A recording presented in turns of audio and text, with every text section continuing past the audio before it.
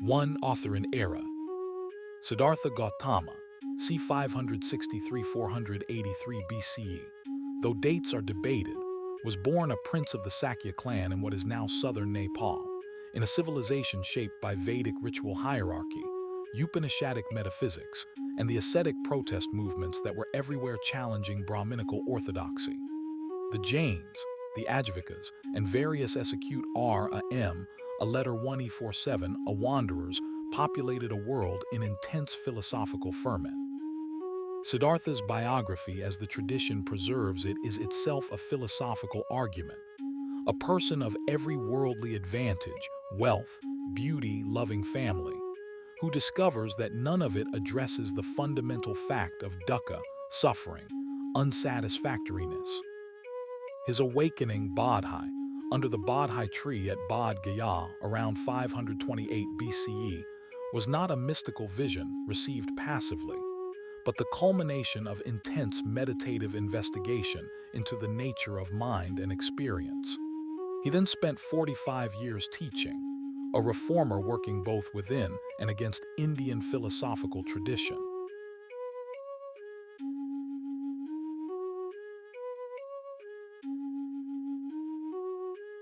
2. The book's genesis. The Dhammapada Pali, Path of Dhamma or Verses of the Teaching, is not a text the Buddha wrote. It is a collection of 423 aphorisms drawn from oral tradition, compiled in the Pali canon centuries after his death, organized thematically into 26 chapters. It is the most beloved and widely read text in the Theravada tradition, carried in the hearts of monks and laypeople across Sri Lanka, Thailand, Myanmar, Cambodia, and Laos for 2 millennia. Each verse is traditionally accompanied by a story explaining its occasion. Without the Dhammapada, the Buddha's practical, psychologically precise teaching about how suffering arises and ceases would lack its most accessible and memorizable form. The one text that could travel with a wandering monk who owned only a robe and a bowl.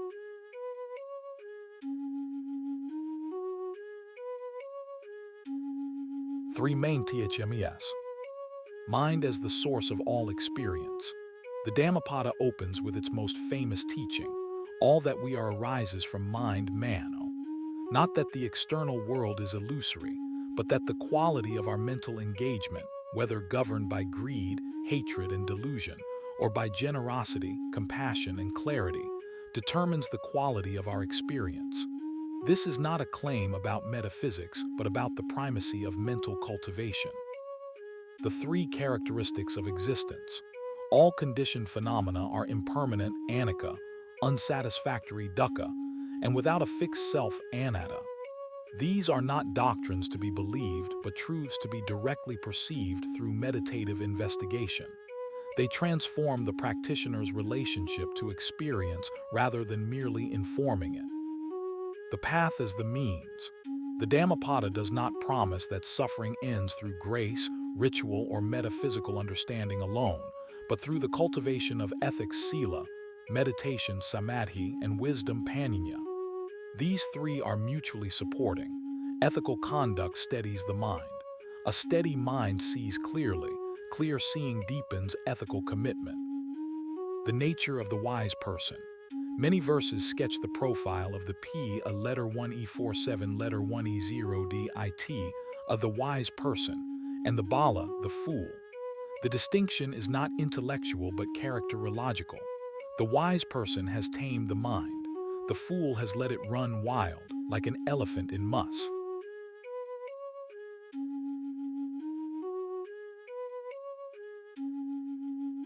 4. Summary. The Dhammapada does not proceed as a linear argument. Its chapters organize verses thematically. Mind, diligence, the mind, flowers, the fool, the wise person, the master, thousands, evil, punishment, old age, self, the world, the awakened one, happiness, dear, anger, impurity, the just, the path, miscellaneous, hell, the elephant, craving, the monk, the Brahmin. Its narrative logic is cumulative rather than deductive. The opening pair of verses establishes the framework. A person who acts from an impure mind follows suffering as a wheel follows a cart. A person who acts from a pure mind follows happiness as a shadow that never departs. This is not karma as cosmic reward and punishment, but as psychological causality. The mind shaped by greed produces more experiences of grasping. The mind shaped by compassion produces more experiences of connection. The middle chapters trace the structure of suffering, craving T, a letter 1E47 H, a macron, attachment, becoming, and the structure of liberation, diligence, appamada, self-mastery, the cultivation of equanimity. The final chapters describe the arahant, the fully liberated person, using images of the same simplicity and beauty as the opening verses. The wheel has come full circle, but the shadow is now cast by the sun of wisdom rather than the moon of habit.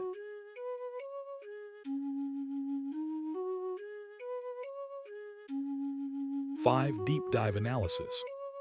The opening couplet of the Dhammapada is the key to the entire text and to Buddhist psychology as a whole. Mind is the forerunner of all actions. All deeds are led by mind, created by mind. The Pali term rendered mind is mano, distinct from citta, the heart-mind, the seat of emotion, and vijnana, consciousness. Mano is the deliberative, discursive faculty, the thinking mind that constructs our experience moment by moment. The claim is profound and precise. We do not experience the world directly but through mental fabrication, papanika. What we take for the world is always already an interpretation, colored by past conditioning, current emotional states, and habitual patterns of attention.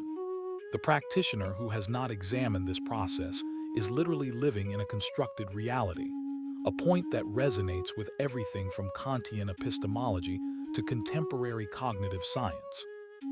What makes this philosophically distinctive from Western idealism is that the Buddha does not thereby deny external reality. He is making a point about the structure of experience, not about whether trees exist when no one observes them. The consequence is practical. Since our suffering arises primarily from mental fabrications rather than external events, the site of transformation is the mind itself. The strongest objection, raised by rival Indian schools and later by social activists, is that this emphasis on mental transformation risks quietism. If suffering is primarily a problem of wrong mental engagement, then systemic injustice is merely a symptom of unenlightened minds, and political reform is beside the point. Contemporary engaged Buddhism, Thich Nhat Hanh, B.R. Ambedkar, contests this reading sharply, arguing that the Buddha's teaching on interdependence, P.A. letter 1E6D ICCA Sammapada, demands engagement with structural conditions of suffering, not just individual mental cultivation.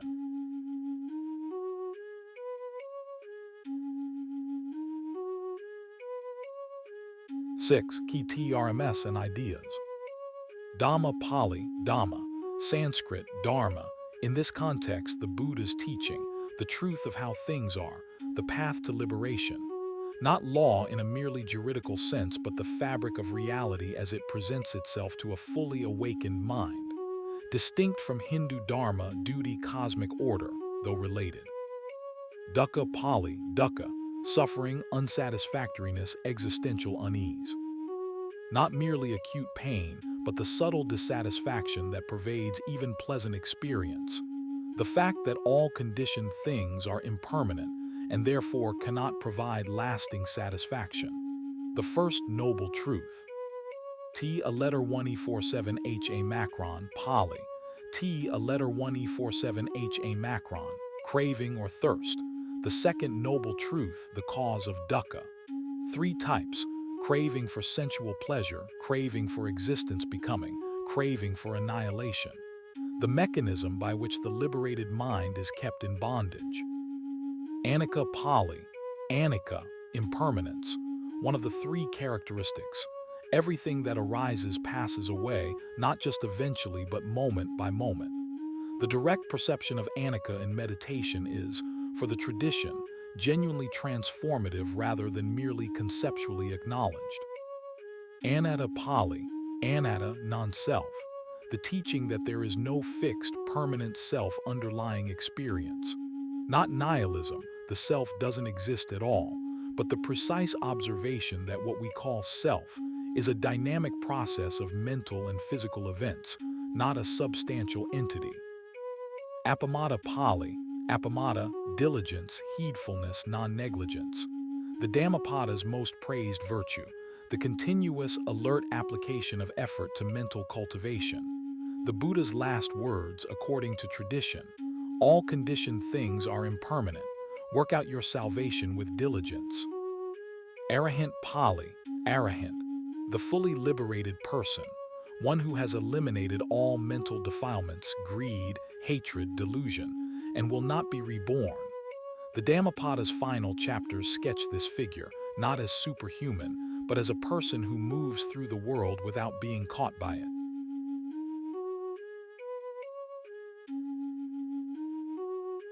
7. Conclusion.